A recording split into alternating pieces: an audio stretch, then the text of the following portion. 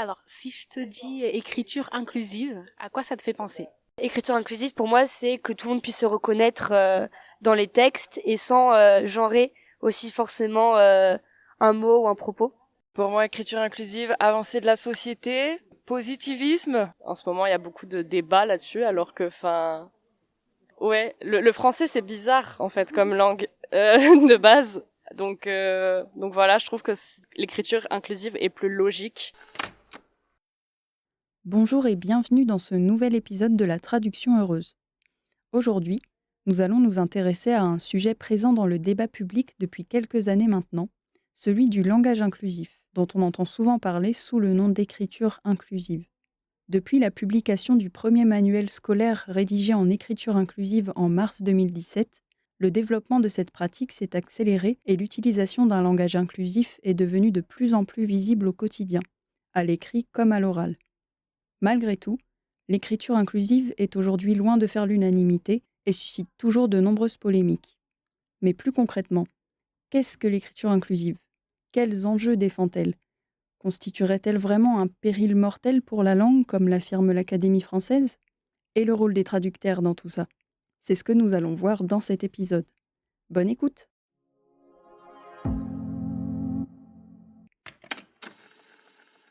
Alors, si je te dis écriture inclusive, tu penses à quoi? Je pense au point médian, enfin à première vision comme ça. Ouais, moi aussi, notamment dans les formulaires administratifs, le fait qu'il y ait plus d'inclusion à ce niveau-là. Est-ce que vous connaissez par exemple les différentes façons d'utiliser l'écriture inclusive justement, ou est-ce que pour vous c'est, par exemple, ça se résume au point médian? Moi, personnellement, ça se limite à ça pour le moment, mais voilà. Pareil, pas d'autres images.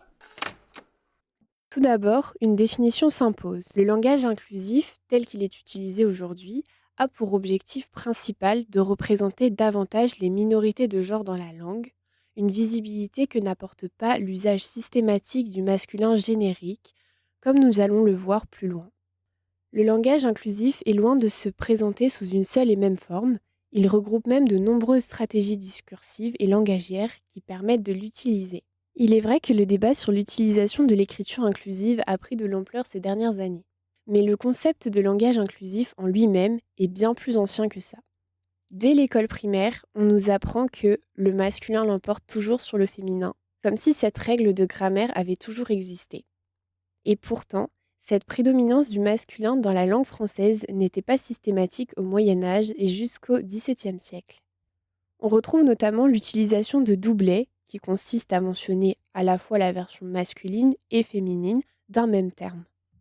C'est le cas dans le livre Le Ménagier de Paris, écrit à la fin du XIVe siècle, dans lequel on retrouve les expressions « j'ai été orgueilleux » ou « orgueilleuse » et « moult de hommes et de femmes », par exemple. Paradoxalement, ce livre était un parfait contre-exemple du féminisme, puisque c'était un manuel de la bonne épouse d'un mari pour sa femme. Au XVIIe siècle, on utilisait aussi ce qu'on appelle l'accord de proximité, qui consiste à accorder l'adjectif ou le participe passé en genre et en nombre avec le nom le plus proche auquel il est rattaché, peu importe que celui-ci soit masculin ou féminin. Cette pratique n'était pas la norme, bien sûr, mais la prédominance du masculin sur le féminin était loin d'être automatique. L'accord de proximité était par exemple utilisé par le dramaturge et poète français Jean Racine, qui écrivait « Consacrer ses 3 jours et ses 3 nuits entières » dans sa tragédie Athalie de 1691. Enfin, les noms de métiers étaient dits au féminin lorsqu'ils étaient exercés par une femme. Il n'était donc pas inhabituel de croiser les termes peintresse, écrivaine ou encore autrice, par exemple. Ces mêmes termes considérés comme nouveaux aujourd'hui et dont l'utilisation est parfois critiquée.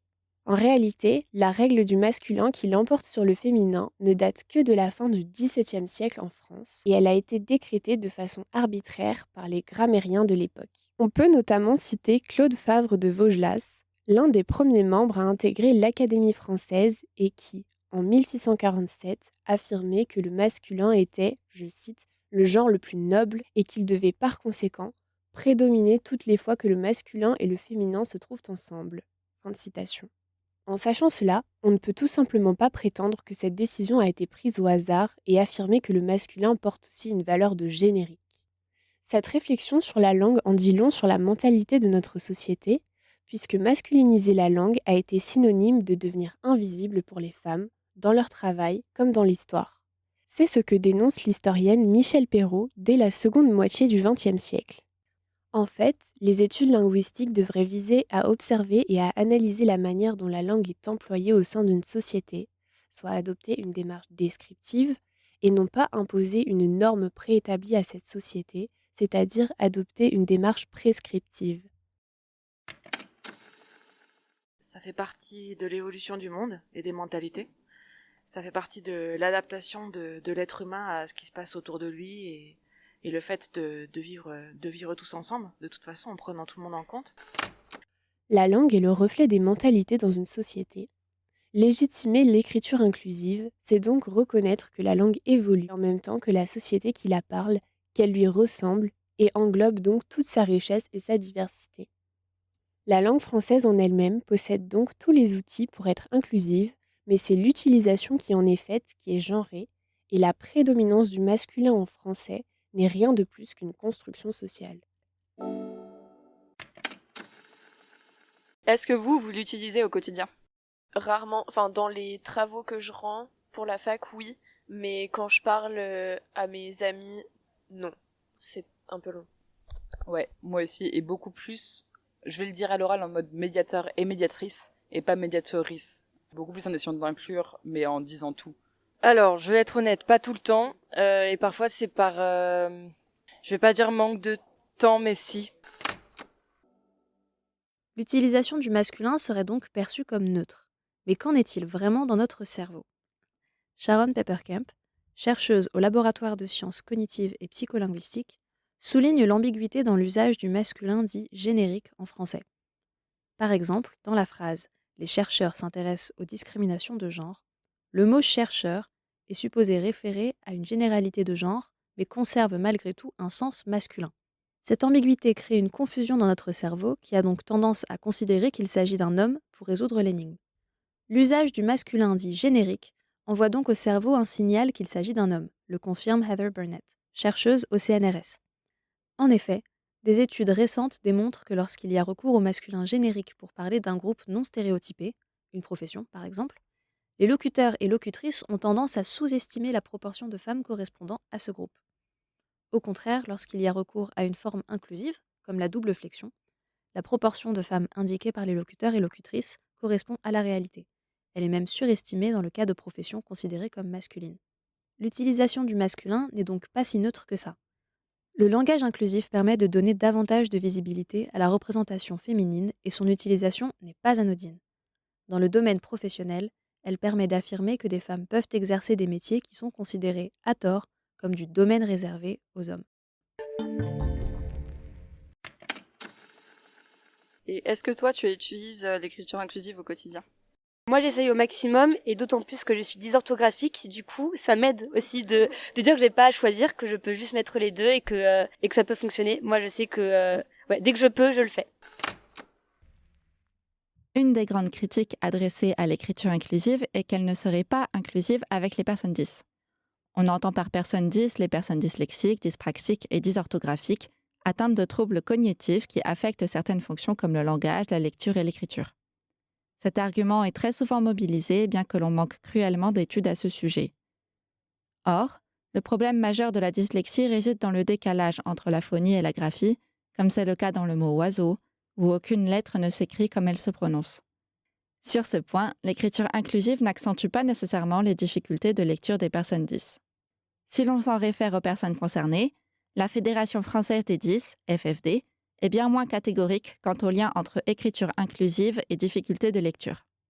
Elle préconise de féminiser les noms de fonctions, de grades et de métiers, et d'arrêter d'utiliser le mot « homme » pour désigner le genre humain. Si elle émet des réserves à propos du point médian, les tournures neutres et les formulations épicènes, qui représentent un élément central de l'écriture inclusive, ne posent aucun problème à ses yeux. Enfin, on ne peut s'empêcher de noter toute l'hypocrisie qui consiste, pour les tenants du masculin générique, à brandir l'argument de difficultés de lecture des personnes dyslexiques sans jamais se soucier des autres problèmes qui les affectent quotidiennement. En effet, ce sont les mêmes qui critiquent la réforme de 1990 visant à rendre la langue plus accessible en facilitant l'apprentissage du français écrit, dont les règles sont parfois arbitraires. De plus, le principal obstacle à la lecture pour les personnes 10 est bien davantage le manque de moyens et d'accompagnement, avec l'absence criante d'accompagnants des élèves en situation de handicap, ou AESH, dans les écoles. Tu parlais de la dysorthographie, et donc est-ce que pour toi, tu dirais que ça, justement, l'écriture inclusive, ça pourrait poser problème, parce qu'on entend souvent parler du fait que ça gêne, par exemple, les personnes dyslexiques, dysorthographiques. Alors, qu'est-ce que tu en penses ? Moi, justement, je dis que les personnes qui disent que ça pose problème pour les personnes dysorthographiques et dyslexiques ne le sont pas, parce que moi, personnellement, au contraire, comme j'ai dit, ça m'aide. En fait, ça me fait pas réfléchir, est-ce que je dois mettre un E à la fin de la phrase ? Moi, je préfère, personnellement. En ce qui concerne la lecture de l'écriture inclusive en braille pour les personnes malvoyantes, le problème vient en réalité des logiciels de lecture qui ne savent pas interpréter l'utilisation du point médian comme un doublet abrégé, autrement dit comme étudiant point médian E, qui abrège étudiant et étudiante. Pourtant, ces derniers ont intégré que M point signifie monsieur et que M exposant 2 se prononce mètre carré. Ce problème pourrait donc très bien être temporaire et ressemble plus à un manque de volonté technique qu'à un obstacle infranchissable. Plus largement, l'écriture inclusive exclurait aussi les personnes non dyslexiques qui présentent des difficultés de lecture et de compréhension du français. La question du point médian cristallise tout particulièrement l'opposition à l'écriture inclusive, puisque ce dernier freinerait la lecture et la compréhension des mots. Or, l'écriture inclusive ne se résume pas au point médian. Il existe de multiples façons de l'appliquer et que nous allons détailler juste après, que ce soit les doublés non liés, les mots épicènes et les formulations neutres. Il est donc assez réducteur de rejeter l'écriture inclusive en faisant uniquement référence au point médian, alors que la plupart des solutions d'inclusivité de la langue ne posent aucun problème de lecture.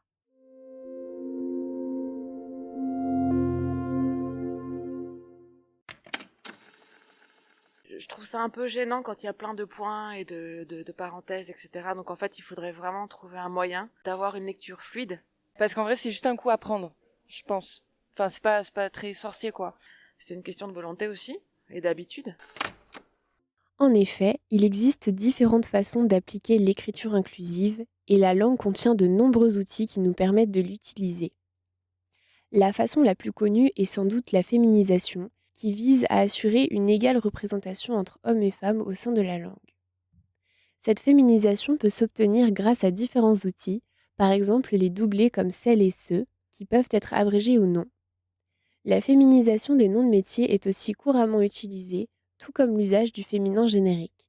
Par exemple, on dira les traductrices, car les femmes sont plus nombreuses dans cette profession.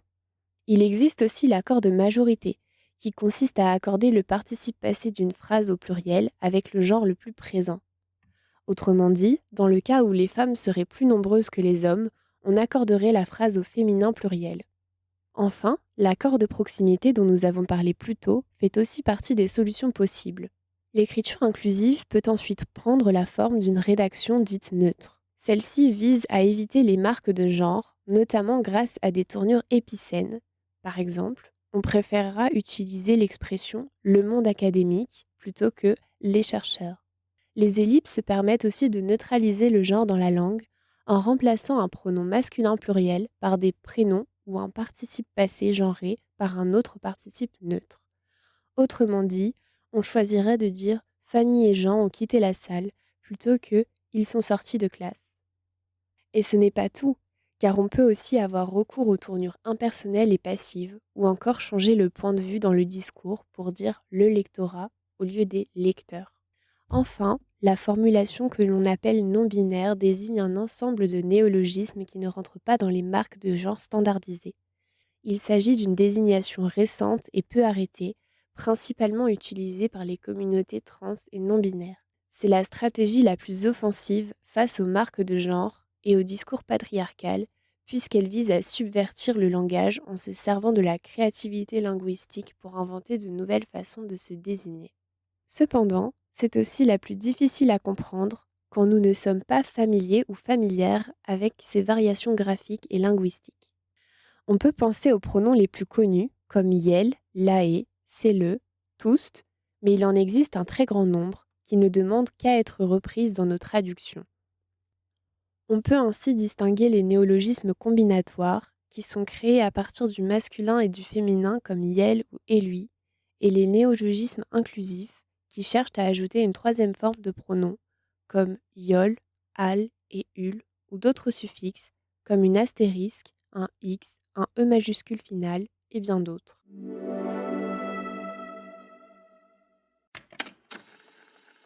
Alors, on a cru comprendre que tu parlais plusieurs langues. Est-ce que tu pourrais nous dire si c'est vraiment plus compliqué en français qu'avec les autres langues? Parce qu'on entend souvent dire qu'en français, c'est compliqué à cause de la structure de la langue. Oui, bien sûr, je pense que le français a son niveau de complication.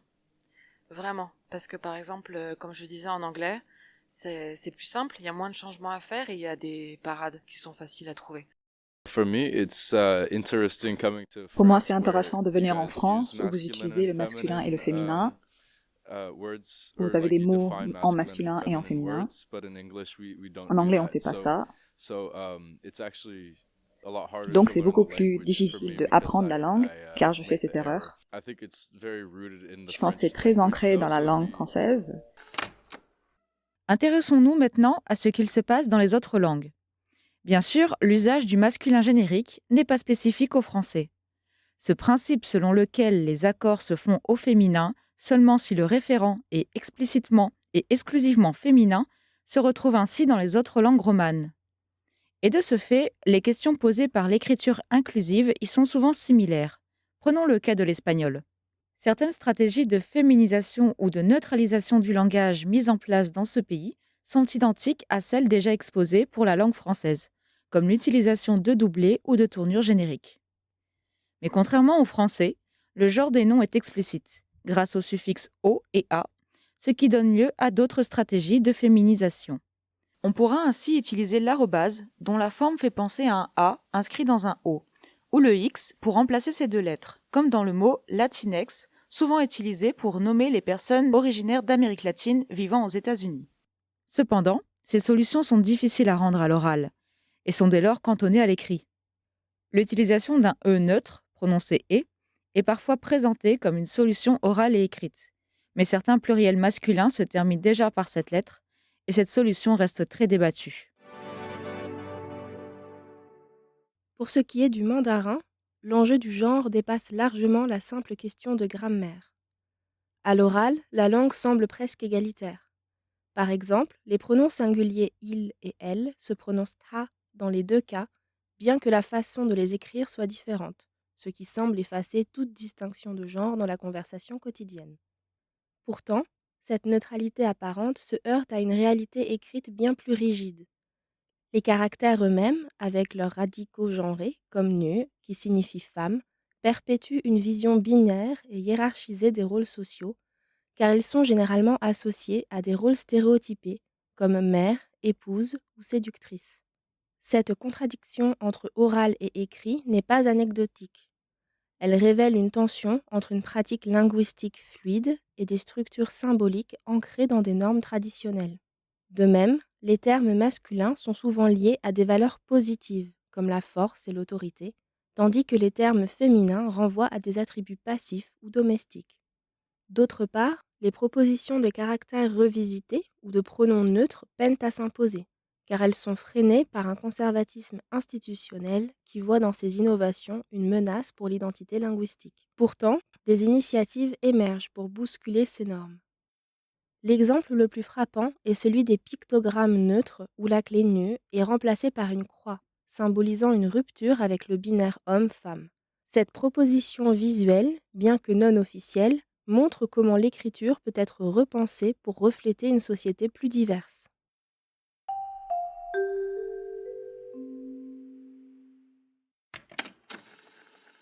Est-ce que dans tes langues de travail, tu es amené à utiliser l'écriture inclusive et est-ce que tu penses que ça pourrait être pertinent ?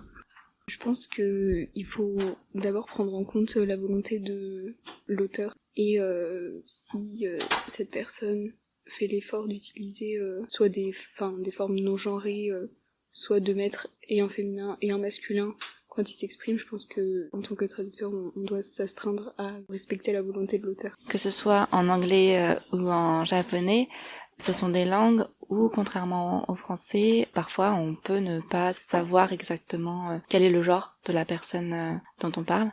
Et donc dans ces cas-là, effectivement, ça peut m'arriver de rédiger en écriture inclusive, surtout pour mon premier jet, généralement. Maintenant, qu'en est-il de l'écriture inclusive dans le contexte de la traduction ? Traduire en langage inclusif est un choix. Ce n'est pas une démarche neutre, mais une prise de position du ou de la traducteur qui affirme ainsi sa subjectivité. Pour citer la traductrice Suzanne de Lotbinière-Hardwood, « Traduire n'est jamais neutre. C'est l'acte d'une subjectivité à l'œuvre dans un contexte sociopolitique précis. Le je qui traduit inscrit son savoir, ses choix, ses intentions, ses convictions dans le texte qui serait écrit. Le langage inclusif est alors une affirmation de notre rôle de traducteur. Il devient en quelque sorte une stratégie de piratage de l'ordre patriarcal et de ce que l'écrivaine et traductrice Michèle Causse nomme l'androlect, un langage prétendument universel, mais fabriqué par et pour les hommes. Contrairement à ce que l'on pourrait croire, l'écriture inclusive peut, dans certains cas, être plus facile à utiliser qu'une écriture genrée lors de la traduction.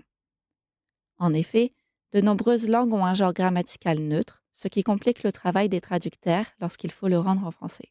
Que l'on prenne l'anglais teacher ou le basque irakasle, par exemple, aucun de ces deux termes ne détermine a priori le genre de l'enseignante ou de l'enseignant. Évidemment, le contexte donne le plus souvent cette information, mais ce n'est pas toujours le cas. Un français non genré permettrait donc de pallier ces difficultés. Néanmoins, en l'absence de ce français neutre ou d'une forme fixée d'écriture inclusive, l'utilisation de cette dernière soulève plusieurs questions. Puisque c'est alors au traducteur de choisir parmi les différentes options déjà évoquées, il est parfois difficile de s'y retrouver.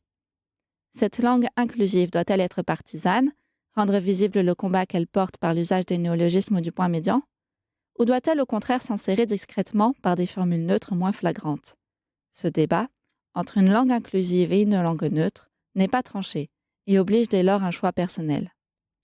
La première option a l'avantage d'être plus facile à utiliser, comme on vient de le voir, tandis que la seconde impose un grand travail d'inventivité. Cependant, cette dernière est aussi plus accessible, dans la mesure où elle ne demande pas d'apprendre des usages nouveaux et encore changeants. Par ailleurs, certains traducteurs revendiquent l'usage des deux options, alternativement ou au sein d'un même texte. Cette absence de normes peut même laisser la place à plus de créativité dans la manière d'écrire l'inclusivité.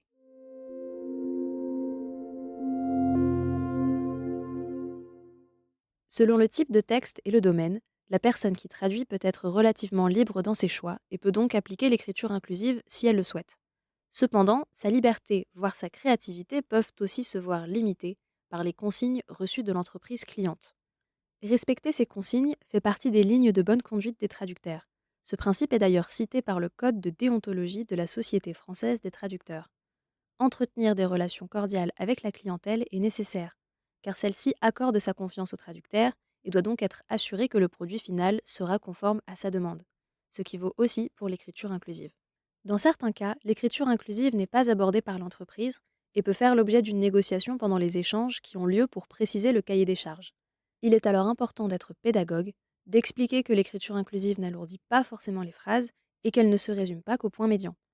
La féminisation des noms de métiers, par exemple, se démocratise de plus en plus pour de nombreuses professions. Mais l'écriture inclusive ne fait pas l'unanimité et peut tout bonnement être refusée. Cependant, si tel est le cas, encore faut-il définir ce qui est refusé.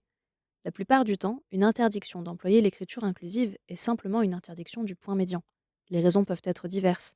Opposition de principe, image de marque incompatible avec l'écriture inclusive, limite de caractère contraignante, etc. Pour autant, presque aucune entreprise n'interdit les formulations neutres et les termes épicènes, tout comme les reformulations pour éviter les marques de genre. Nous gardons alors une certaine marge de manœuvre dans les choix que nous faisons, d'autant plus quand nous traduisons une langue peu ou pas genrée, comme l'anglais, qui possède de nombreux termes neutres.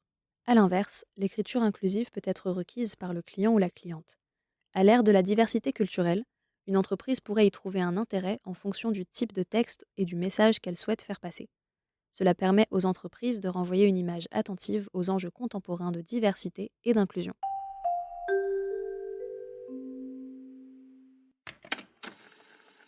Après, en interprétation, par exemple, il y a plusieurs questions qui se posent. Alors moi, je travaille majoritairement vers le français, mais aussi parfois vers l'anglais. Et en gros, moi, je vais faire deux choses. Soit on manque de temps en interprétation, donc faut être le plus concis possible. Donc le masculin générique peut être très utile. Mais par exemple, si on s'adresse à quelqu'un ou si on parle en général, moi je vais essayer de faire le masculin et le féminin. Bonjour à toutes et à tous, des choses comme ça un peu générales. Du côté des interprètes, la question n'est plus de savoir si l'écriture inclusive est souhaitable dans l'absolu, mais de comprendre jusqu'où l'on peut aller dans la pratique, en cabine ou en présentiel, sans trahir la parole source. Contrairement aux traducteurs et traductrices qui disposent d'un temps de réflexion, les interprètes travaillent dans l'instant, sous la pression d'enjeux juridiques, médicaux ou institutionnels, et avec des langues qui ne marquent pas toutes le genre de la même manière. Dans une audience pénale, rien ne peut être modifié au nom de l'inclusivité. Lors d'un procès, si un témoin anglophone déclare « I saw the suspect running towards the station. They pushed someone before getting on the train », la seule traduction rigoureuse est « J'ai vu le ou la suspecte courir vers la gare. Cette personne a poussé quelqu'un avant de monter dans le train. » Le « they » ici ne donne aucune information de genre, et choisir « il » ou « elle » reviendrait à ajouter un élément nouveau dans le dossier pénal. La stratégie neutre ne relève pas d'une position idéologique, mais d'une obligation de fidélité stricte. Aucune invention ni aucune suppression ne sont tolérées. De même, lors des entretiens d'asile avec l'Office français de protection des apatrides et la Cour nationale du droit d'asile, l'ambiguïté occupe souvent une place centrale. Le récit des personnes exilées contient des zones de silence, d'incertitude, de non-dit. Lorsqu'une personne dit « One neighbor helped me flee. They hid me in their house for 3 nights », l'interprète doit rendre « Un voisin ou une voisine m'a aidé à fuir. Cette personne m'a caché chez elle pendant 3 nuits. » Ici, conserver l'indétermination du « they » fait partie de la fidélité au témoignage. En revanche, si la personne précise « I am non-binary, please use they or them for me », l'interprète doit restituer exactement cette demande en disant « Je suis non-binaire et je souhaite qu'on utilise « yel » pour parler de moi ». Ce n'est pas un usage militant de l'écriture inclusive, c'est une information essentielle pour respecter la personne dont on porte la voix. En réalité, ces 2 exemples dessinent une ligne de crête entre 2 pôles. D'un côté, la neutralité indispensable dans certains cadres, et de l'autre, la nécessité de rendre visibles, dans certains cas, des identités ou des formes de parole qui ne s'inscrivent pas dans le binaire traditionnel. Les interprètes naviguent constamment entre ces 2 exigences et 100 ans d'écriture. Ils et elles doivent choisir en direct la meilleure des stratégies entre les doublets, les termes épicènes et la neutralisation, sans jamais inventer un genre absent de la source ni effacer volontairement ce qui est exprimé. Leur rôle n'est ni d'imposer une norme inclusive, ni de défendre une norme héritée, mais de transmettre une parole située dans un cadre donné avec la plus grande loyauté possible envers celles et ceux qui la produisent. Si l'écriture inclusive est devenue nécessaire maintenant, c'est qu'avant le système délibérément mettait d'autres personnes en dehors et donc on a cet héritage-là et je pense que même si non, on s'en rend pas compte, etc. Bah oui, c'est ça, mais en même temps, il y a beaucoup de choses qui doivent être changées, on s'en rend pas compte, mais quand on met le doigt dessus, c'est peut-être important parce que ça permettra aussi de faire d'autres changements.